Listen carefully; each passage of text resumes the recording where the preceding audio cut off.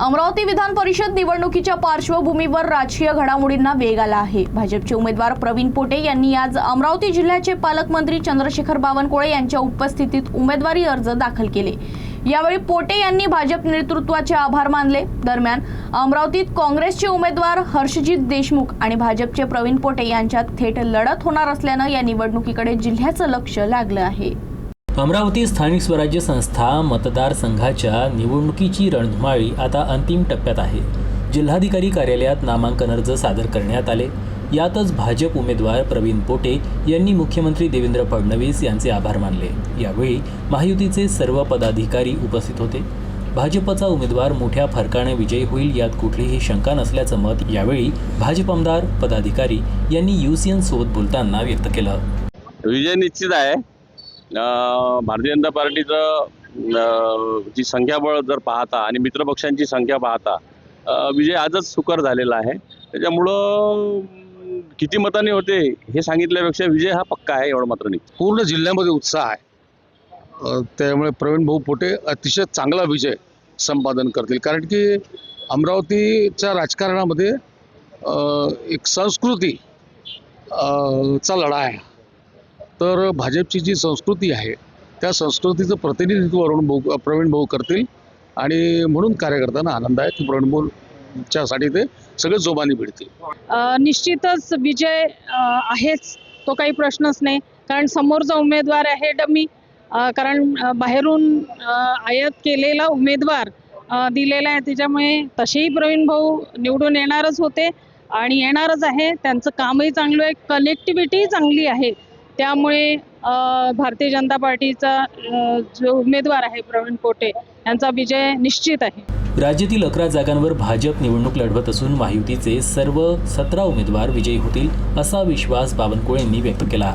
अमरावतीत प्रवीण पोटे यांना प्रचंड बहुमत मिळवून ते निवडून येतील असंही त्यांनी सांगितलं। राणा दाम्पत्याच्या अनुपस्थितीबाबत बोलताना बावनकुळे म्हणाले की सकाळी रवी राणा यांच्याशी चर्चा झाली असून रवी राणा व नवनीत राणा सध्या अमरावती बाहेर आहेत। शहरात परतल्यानंतर ते चर्चा करतील आणि निवडणुकीत प्रवीण पोटे यांना मदत करतील असं त्यांनी स्पष्ट केलं। की अमरावतीमध्ये आतापर्यंतच्या इतिहासामध्ये स्थानिक स्वराज्य संस्थेच्या इतिहासामध्ये एक प्रचंड बहुमत प्रवीण पोटे यांना मिळेल।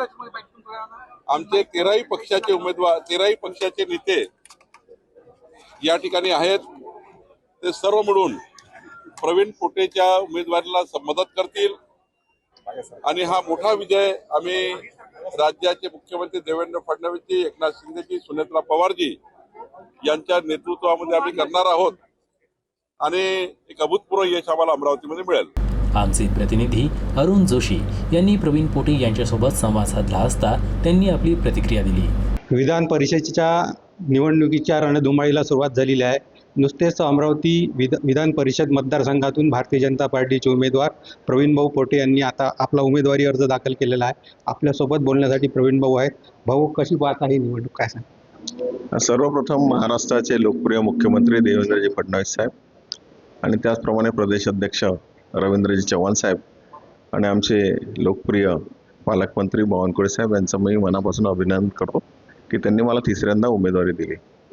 मी पहिल्यांदा उमेदवारी मिळाल्यानंतर 2012 मी आमदार झालो आणि विधान परिषदचा आमदार झाल्यानंतर मला देवेंद्रजी फडणवीस साहेबांनी मला महाराष्ट्राचा मंत्री केलं आणि तेव्हापासून माझा प्रवास चालू झाला। मी सातत्याने लोकांच्या कामामध्ये आणि अमरावती जिल्ह्याचा विकास आणि त्याचप्रमाणे महाराष्ट्राच्या विकासामध्ये काम करत असताना चांगली संधी मला मिळालेली आहे। आजपर्यंत तिसऱ्यांदा मला उमेदवारी मिळाली। मला पूर्ण विश्वास आहे की मी ज्याप्रमाणे 2012 पासून मी लोकांमध्ये काम करतो आहे त्याप्रमाणे मला चांगली संधी मिळेल आणि चांगलं मतं मिळतील असं मला पूर्ण आशा आहे। प्रतिस्पर्धी उमेदवार जो आहे तो एकदम कमकुवत आहे असल्याची चर्चा गावात सुरू आहे, तुम्ही कसं पाहता?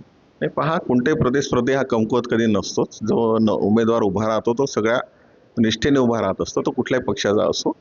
मी त्याच्याबद्दल ऐकलं, चांगल्या IT सेक्टरमधला मोठा माणूस आहे, मोठ्या चांगल्या कंपनी आहेत, त्या जवळपास 1000-2000 लोक त्यांच्याकडे कामाला आहेत। त्यामुळे तो कमजोर त्याला म्हणता येणार नाही। आपण निवडणुकी पद्धतीने लढली पाहिजे हा माझा विश्वास आहे।